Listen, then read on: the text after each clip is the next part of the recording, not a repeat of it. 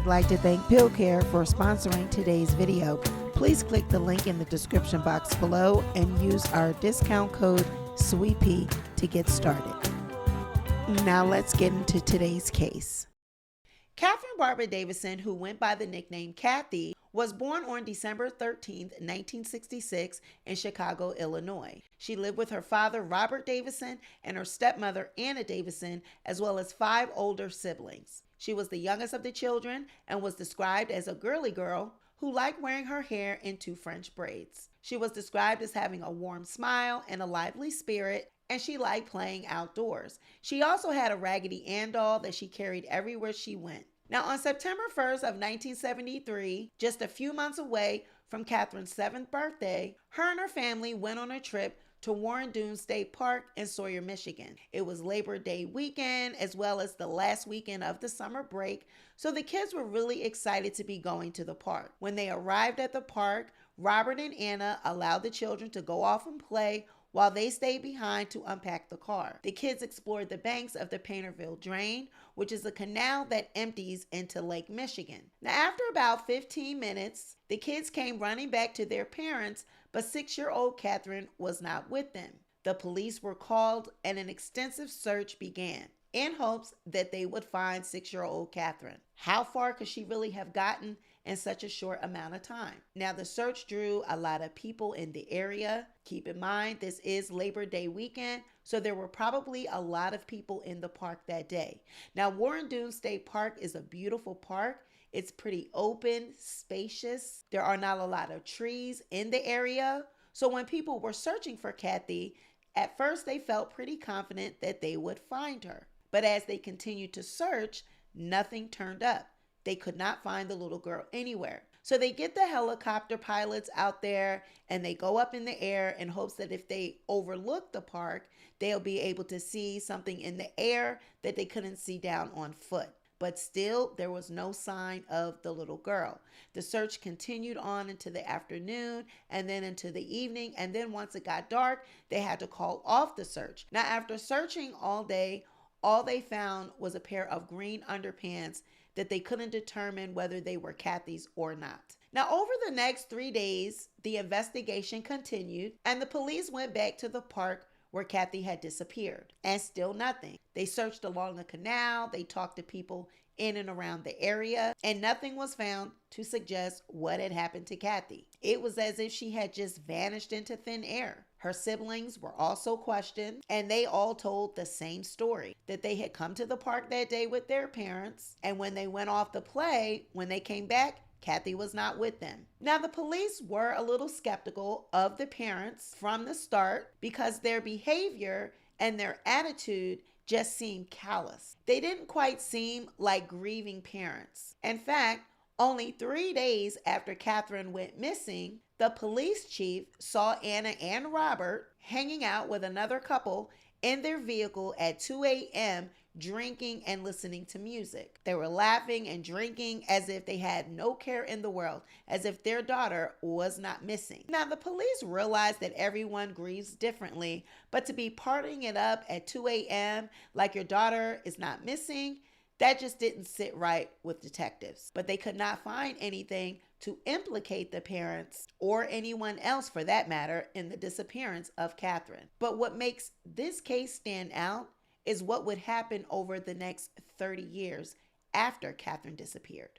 It was during the 70s when Catherine went missing, and in those days, disco music was pretty popular. Now, prior to Kathy's disappearance, Anna, like many during that time, was into the disco scene. Her hair was dyed sort of a pink color, and she wore it in a punk rock sort of style. She dressed in the latest fashions of the day, and she was pretty hip and popular. Now, when Anna and Robert were first married, Robert came into the marriage with children of his own, 5 to be exact. So that made Anna their stepmother. Now, what I find is disturbing about this case and the family dynamic was that Robert allowed Anna to be the disciplinarian of the household. These were not her children. These were all 5 of his children, and he allowed her to discipline his children in the form of beatings. She was known to be strict and give terrible beatings, and Robert allowed this. It just comes across like Robert was a mild-mannered sort of man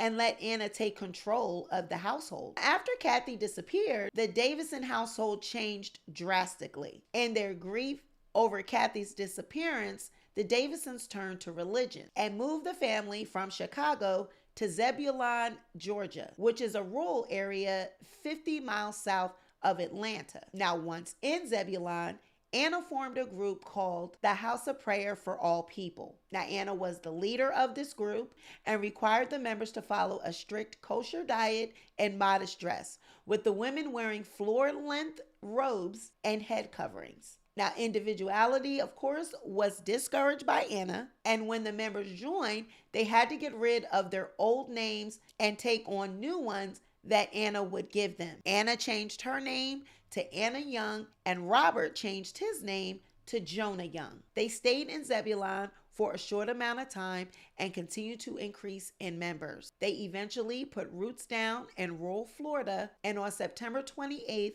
of 1983, after meeting a fellow believer, they convinced him to sign the deed to a ranch that sat on 4 acres of land. It was a very secluded area and was part of a town that the people had labeled as the town that time forgot. There were only about 636 people in this town. Now, over the next few years, Anna ran the House of Prayer, and at its peak, it reached about 24 resident members. Now, the members were recruited by various means and methods, including taking people in from nursing homes, rehabilitation centers, taking in families that were having trouble making ends meet, or taking children from families that could not provide for them financially. Some people were suffering from drug and alcohol dependency and would come to the House of Prayer looking for a fresh start. Now, when people first arrived at the House of Prayer, they would feel at home, like a dream come true, a place where they would be able to eat on a regular basis, their kids would be able to sleep in warm beds, and have clean clothes. I mean, some of these families were extremely poor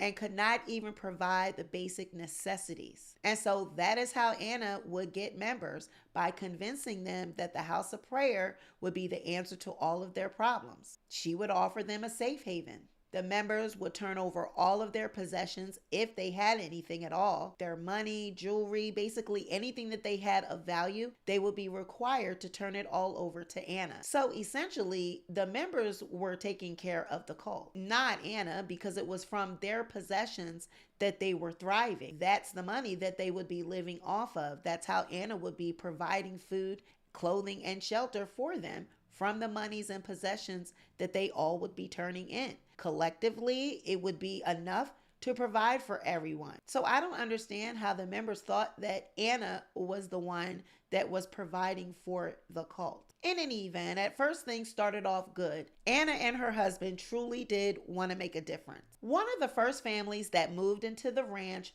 was Fonda Favors and her family. Now, they became members of the House of Prayer when Fonda was just 9 years old. After Fonda's older sister Sabrina had met another cult member on the bus, she convinced their mother to take them back to the House of Prayer so that they could become members. Now, Fonda's mother was not rushing to become a member, but she didn't mind going to just see what the cult had to offer. So when they got to the cult, somehow or another, it was brought up that Fonda wanted a dollhouse, but their mother could not afford to give her one. So of course, Anna offered to pay for it. She offered to pay for the dollhouse, and in exchange, they became members of the cult. This made Fonda's mother very happy to see her daughter happy with her dollhouse. So the fact that the cult provided that for them gave them also something to eat, a place to stay. She felt like this was a good place for her and her family because, like most parents, she liked seeing her daughters happy and well fed. From then on, Fonda and her family became members of the House of Prayer. They were given new names, and Fonda was now known as Sister Rachel. Now, at first, everything was great. She and her family were very happy there. But then suddenly, things changed when she was separated from her mother, her sister, and her nephew. The House of Prayer was no longer the happy place that it was promised to be. Now, Anna was very vicious in her practices and behaviors. She made it a practice of separating children from their parents, And then after separating them, she refused to feed them. She routinely humiliated them in front of other cult members and also beat them. Now, she didn't just take her anger out on the children. She did this to the adult members as well. It just happened more frequently with the children. Now, she claimed she was harming the members because they had sinned, and the beatings were often lashes across the back that were severe, often to the point of making the person bleed. Now, eventually, Fonda's mother and Anna got into a heated disagreement over money that almost turned physical, which led to Fonda and her mother escaping the cult. But Fonda's sister Sabrina and her nephew stayed behind. Sabrina was in her 20s at that time. She was an adult, so her mother couldn't make her go with them. Now, the nephew Marcos was 2 or 3 at the time. And this is when things start to get really sinister. Now, according to police reports, Anna talked Sabrina into getting rid of Marcos because he was full of the devil. So in December of 1984, Sabrina and another cult member flew to Puerto Rico with Marcos, who they had dressed in all pink, disguising him as a little girl. And when they got to Puerto Rico, they took him to a Catholic church in a poor neighborhood and just left him there. To this day, no one knows what happened to the boy. There was another family that were victims of Anna's cruelty, and this was John Neal and his family. Now, John Neal, his baby sister Catania, and their mother were members of the House of Prayer from 1982 to 1983, around that time. And John was about 6 years old. Anna had offered to take care of John and his little sister while their mother worked. Now, daycare prices being what they were, John's mother was grateful and she took Anna up on her offer. Anna and her husband appeared to be very warm and kind, and the children were comfortable with them. Now, as the family became engrossed in the teachings of the cult, Anna began to have a firm grip on their family. And the children began looking to Anna as though she was their mother. They began calling her mother Anna, and they obeyed her every word. Eventually, Anna's belief system and dogma began to have such an effect on John that he turned against his little sister, who was just a toddler at the time. Anna believed that Catania had a demon inside of her, so as punishment, she would make the little girl run in place, saying Jesus, Jesus, Jesus, repeatedly talking about the demons inside of her. Anna would beat her on her feet or would make her stand up for hours and hours without any sleep. Now, there were times when Anna instructed John and his mother to beat the little girl. Anna would also starve Catania, and this abuse led to Catania having seizures. Now, Anna did take Catania to the doctor, but the medication that the doctor gave Catania for the seizures, Anna would not give it to her. And in the fall of 1983, Catania had a massive seizure, which led her to being in cardiac arrest. She was rushed to the hospital, put on life support, where she stayed for 2 days until she passed away. Now, what I find strange is that John's mother was not told about her daughter's death until after she was buried. And on the death certificate, Catania's last name was listed as Young, as though she was Anna's daughter. Now, John's mother was questioned about the circumstances surrounding Catania's death, but to this day, no charges have been filed. And then there was Iman Harper. Anna adopted 3-year-old Iman a few years after Catania had died. Now, when remembering Iman, John has said that one day the little boy was there and then one day he wasn't. Now, before he disappeared, John says that he was a child just like Iman, and he would play with Iman often, and the two of them spent a lot of time outside in the garden. Now, one particular day when they were in the garden, Anna called out for the little boy Iman. Now, he was so scared, he was frantically scared, and he grabbed onto John's legs, not wanting to go. Anna reached down, scooped him up, and dragged him off anyway.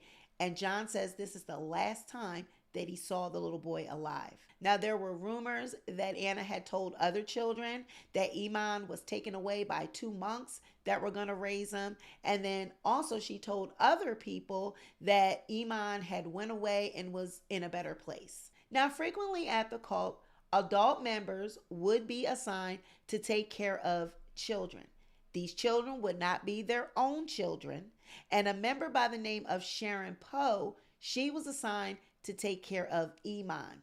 Now, Sharon's father and her brother, they actually helped Anna start the cult. So Sharon had sort of a high position in the cult. And Anna had given Sharon the name Sister Lois. Now, Sister Lois knew that Iman was often the recipient of Anna's brutality, having witnessed the time when Anna had beaten him with a stick and starved him for 3 days and then just left him locked up in a closet. So one day, Sister Lois is looking for Iman because she hadn't seen him for a few days, and she stumbles upon a horrible sight. While looking around the compound for the little boy, she found him inside of Anna's closet, slouched inside of a thin straw hamper, and his body was covered in marks. He was dead.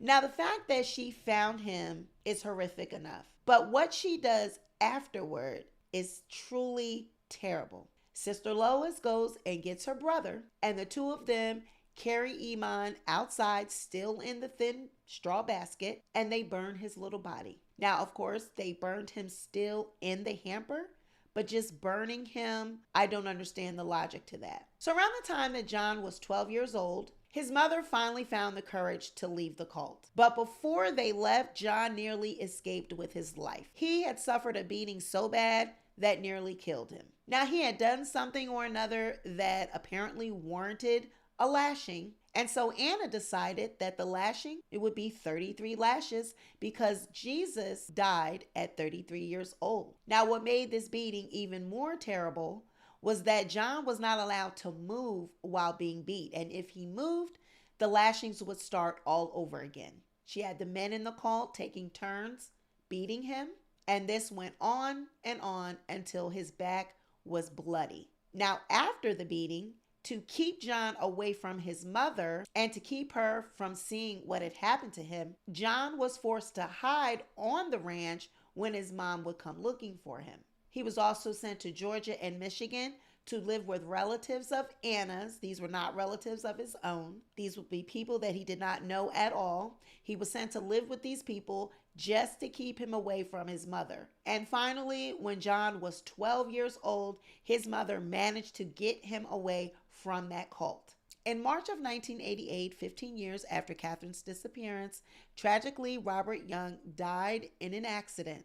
He was found in a junkyard underneath of a Ford pickup truck after it had fell on top of him. Now, the medical examiner ruled his death as accidental. So around 1992, the cult began to crumble after police investigated Anna Young for bathing a 12-year-old girl in bleach, leaving her bedridden with blisters and burns. The girl's parents had met other members of the House of Prayer at a religious revival meeting. Their daughter was struggling at school, so they left her with Anna and the cult to get an education. One day in 1992, Anna decided that the girl smelled bad, so she filled a metal tub with hot water, a half a box of Ultra Tide, bleach, and 2 caps of coconut pick and save bubble bath liquid. Cult members held her down in the bath, and it is rumored that Anna supposedly said that maybe bathing the girl in bleach would burn some of the devil out of her. Now, of course, this was excruciating pain, and the chemicals left the girl's body covered in blisters. Several days later, the girl's parents were called by members of the cult, and they were told that there had been an accident. So when they arrived at the ranch to see their daughter, they found that her hands were bound to bedposts so that she would not make her open wounds any worse. She was so badly burned that her parents could not immediately take her out of the bed or move her. That's how bad she was burned. Her entire body was burned so bad that she could not move. Now, when she was able to move, the family took her back with them to South Carolina, where she ended up in a burn ward. Her parents filed charges against Anna, and she was convicted of child abuse. And now that the cult was without its leader, it dwindled and dissolved. But before Anna could be sentenced, she packed up her and her youngest daughter, Joy, and went on the run. Over the next 9 years, Anna and Joy went from Georgia to Ohio, then back to Georgia. But then on November 14th of 2000, Anna was featured in the National Enquirer's Women on the FBI's Most Wanted list. That same month, FBI agents tracked her to an attic in Alton, Illinois, and took her to prison, where she served 6 months on child abuse charges from bathing the 12-year-old girl with bleach in the bathtub. After her mother was released, Joy eventually became an adult and moved to Atlanta, Georgia. She started a family of her own and had children, but then eventually Anna moved to Georgia as well, settling in Cobb County. She lived a quiet life for the next 15 years, working as a home health aide for the elderly. Now, it would seem like the story stops here, but it doesn't. One day, Joy and her mother got into an argument over Joy's teenage son. You know, the typical fight between mothers and daughters because the grandmother wants to spoil the grandchild or interfere with the parenting. Well, that is exactly what happened between Joy and Anna. Joy's son had run off to Anna's house without Joy's permission, and Joy was upset by that. She felt that Anna was undermining her and her parenting, and they got into a shouting match. Anna then charged at Joy with a metal lamp, and before Joy knew it, she had blurted out the words, "How can you tell me how to take care of my children when you killed 2 children?" Now, Joy knew instantly once she had said those words that she had reached the point of no return. She knew that she had opened up a Pandora's box and there was not going to be any turning back. Now, of course, Anna denied Joy's accusations, but Joy knew that she wasn't lying. She knew what Anna had done, and Anna knew what she had done. Now, this lit a fire inside of Joy, and she just wanted to get at the truth. So Joy goes to the police and tells them about her mother. She tells them about the 15 years of abuse, beatings, starvation that cult members suffered 15 years ago at the hands of her mother. Now, of course, investigators are shocked, they're stunned, but what Joy tells investigators about one little girl shocked them all. Now, Joy had not been alive at the time of her sister Catherine's disappearance, but she was familiar with the story because, of course, it had happened in the family. So she knew that she had a sister that had went missing in 1973. Anna had told her the same story that they told the police, that they had went to the park, and when the kids came back to the car, Catherine was not with them. Now, what Anna did not know was that one of Joy's sisters told her what had actually transpired and what had actually happened to Catherine. Joy's older sister admitted years later that Kathy died inside of a closet at their home in Chicago. Joy told investigators that her sister described hearing scratching in a closet all night long that suddenly just stopped after a while. And when her sister peered in the closet that next day, she found Kathy in a fetal position, dead. She had been bound and gagged and left in the closet to suffocate. So this meant that Kathy was already dead when the family went to the state park that day.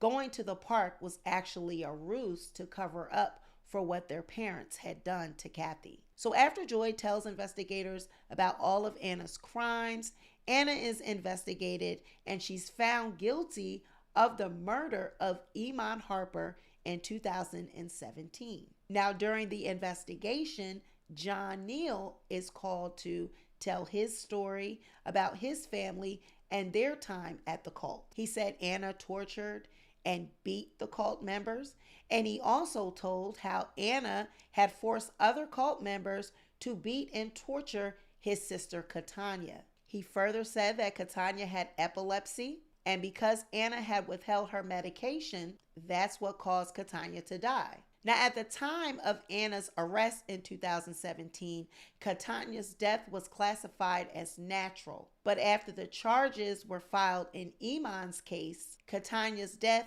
was reopened, and Anna was ultimately charged with manslaughter.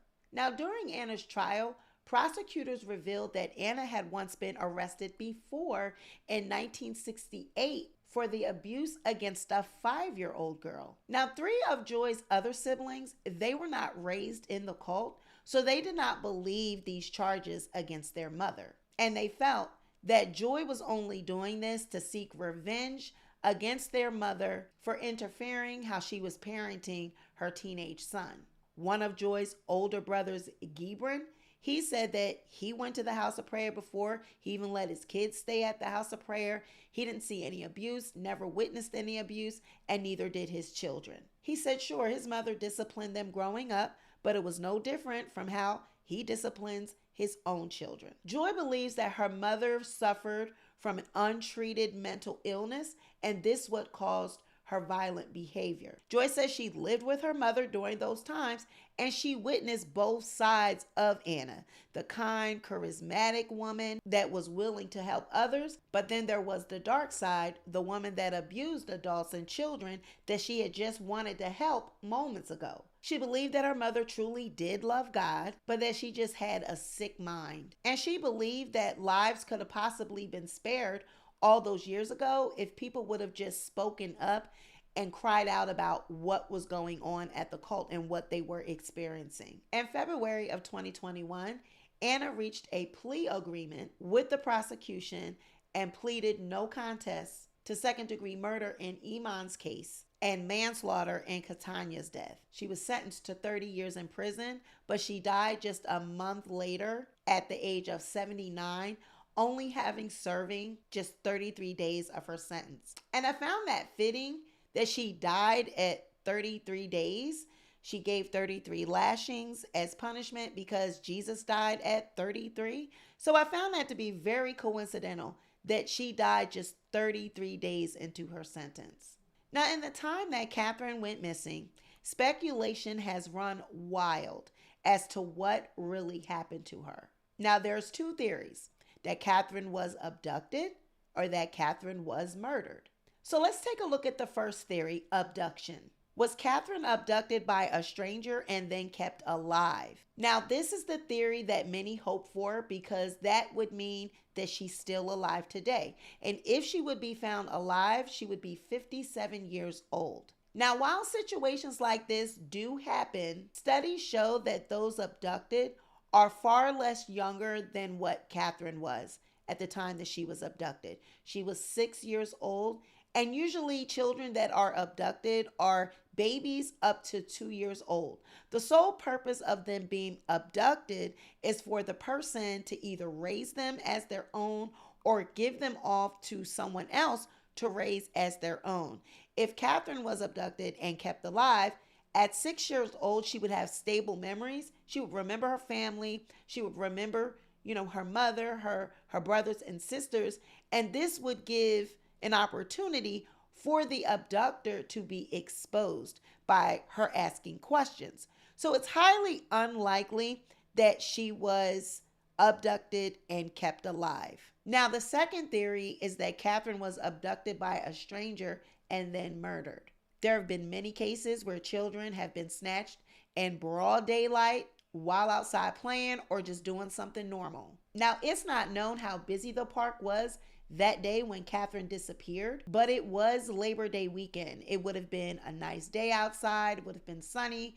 It's the end of the summer break. So there were probably a lot of people at the park, a lot of kids that day. Maybe the wrong person found Catherine, sized her up, and snatched her, wanting to fulfill some secret, dark, twisted fantasy. And now, once they fulfilled that fantasy, they would have to murder her in order to keep secret what they had done. If they kept her alive, she would be able to describe what they looked like to the police. But what if she died another way? Possibly an accident. Maybe the kids were running along the canal and maybe she fell and then her body got swept out into Lake Michigan. However, these are all just theories because there has never been any solid evidence put forth to suggest that Catherine was even in the park that day. And this brings me to Joy's account of what happened to her sister. Now, although she was not born at the time and did not physically see Catherine in the closet, why would her sister tell her that? There was no reason for her to make up a story like that and implicate her parents in Kathy's murder. I mean, their father Robert had died in a tragic accident. And during the research of this case, I didn't find anything to suggest that Robert was bad to the family or that he was abusive in any way. If anything, it seemed like he just went along with whatever Anna said. So why would Joy's sister want to lie about their dead father? It just doesn't seem right. But what have they done with Kathy's body? I mean, that's what's puzzling me. And when did they tell the children to lie about what had happened to Kathy? If this account of what happened to Kathy is true, then that means that Anna and Robert had to coach the kids and tell them to lie to the police when they were questioned about what happened to Kathy at the park. They already had to get that story together before they even got there. It's really all a mystery and a case that just left me with a lot of unanswered questions. But out of the different theories, I would have to say that Joy's account of what happened to Kathy seems to fit. Just looking at Anna's track record of abuse, we know that she definitely had it in her to harm children without batting an eye. And it seems she didn't harm or abuse her own biological children the way she did other people's children. That's just my observation.